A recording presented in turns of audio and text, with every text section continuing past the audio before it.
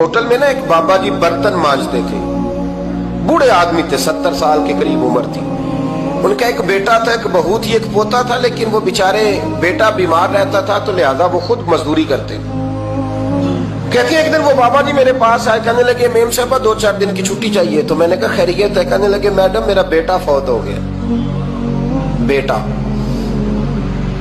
आपको पता है बाप का जनाजा पढ़ना आसान है, बेटे का जनाजा उठाना बड़ा मुश्किल काम। कहती है मैं कुछ लिख रही थी, मेरे हाथ से कलम गिर गया। मैंने खुद गाड़ी भेजी, बाबा जी गांव चले गए जहां वो रहते थे। कहती 2-3 दिन के बाद मैं और मेरा शौहर गए तो रास्ते में हम बातें कर रहे थे कि क्या ताज़ियत करेंगे। एक ही बेटा था, कोई रिश्तेदार भी नहीं, तो उसकी तो कायनात उजड़ गई। किन लफ्जों से उसे ताज़ियत क्या कहेंगे। कहते जब हम गए तो वो टूटी हुई चटाई पे बैठा था, कुछ लोग करीब थे। हमने जाके कहा बाबा आप मुसलमान हैं, हम आपको क्या नसीहत करें, एक ही बेटा था, कि किस तरह करके हम आपको तसल्ली दें। तो कहते उसने आंखें खोली, बूढ़ी आंखों में ईमान की रोशनी।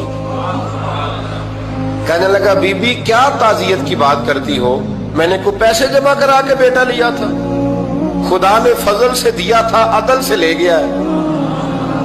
मैं अपने रब के फैसले में बड़ा राजी हूं। अल्लाहु अकबर। वो खातून कहती है कि वो बाबा जी से मैंने कहा कि चलो आप 1 महीने की छुट्टी कर ले। तो कहने लगा नहीं मैडम मैं मुसलमान हूँ, मुफ्त की रोटी नहीं खाता, मजदूरी करके खाता हूँ। मैं इंशाल्लाह 2-3 दिन के बाद काम पे आ जाऊंगा। कहते वो चंद दिनों के बाद आ गया। अल्लाह की कुदरत के अभी 2-3 माह गुजरे थे, फिर आया। मैडम छुट्टी चाहिए कुछ दिनों की। मैंने कहा खैरियत है? कहने लगे वो मेरी बहू भी हार्ट अटैक से फौत हो गई।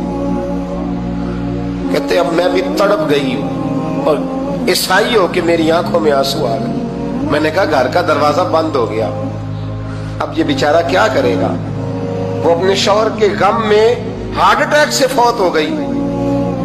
कहते हम फिर 2-3 दिन के बाद ताज़ियत के लिए गए, फिर टूटी हुई चटाई, बूढ़ा ना अपनी उंगलियों से जमीन पर कुछ बना रहा। कहते करीब गई और मैंने जाके कहा बाबा अब तो तसल्ली आपने खुद ही करनी है, जो निजाम था वो तो हो गया। तो कहते हैं फिर उसने आंखें खोली, आसमान की तरफ देखा तो कहने लगा बेटी कोई परेशानी नहीं, मेरा बेटा बगैर शादी के भी तो फौत हो ही सकता था ना, बस मेरे मालिक ने जब चाहा जैसे चाह हुआ। मैं इंशाल्लाह 2-4 दिन के बाद काम पे आऊंगा। ये मेरा 3-4-5 साल का पोता है, अभी स्कूल दाखिल हुआ है, मैं साथ ले आऊंगा। वहां मेरे साथ ऊपर क्वार्टर में जहां मैं रहता हूँ ये भी रहेगा।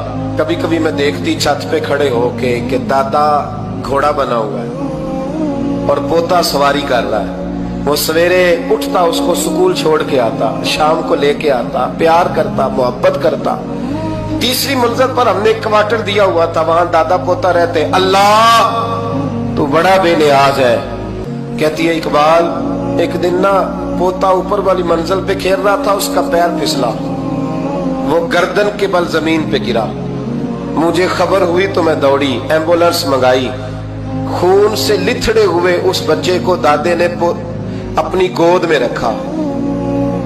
और जब हम अस्पताल की तरफ गए तो हॉस्पिटल बाद में आया, जनाबे इजराइल पहले आ गए और कहते वो गोद में दम तोड़ गया। फिर दादे ने उसे अपने हाथों से गुस्ल दिया, फिर उसने अपने बूढ़े हाथों से कब्र खोदी और फिर मिट्टी डाल के कहने लगा इन्ना लिल्लाहि व इन्ना इलैहि राजिऊन। जे सोना ही मेरे दुख विच राजी, जे सोना ही मेरे दुख विच राजी। फिर सुख नु चुल्ले डावा। कहते वो मिट्टी डाली उसने और जब वो वापस पलटा तो मैं बाजू से थाम के होटल करीब लाई और मैंने उसके करीब कहा कि बाबा तू टूट गया है, तू बिखर गया है। तो कहते हैं यूं उसने हाथ रखे और यूं आंसू छटक दिए। कहने लगा मैडम क्यों क्यों, मेरे अंदर कोई अकीदा नहीं, मैं कोई लवारस हूं, मेरा कोई रब नहीं, मैं क्यों परेशान रहूंगा, मैं तो पका हुआ फालू।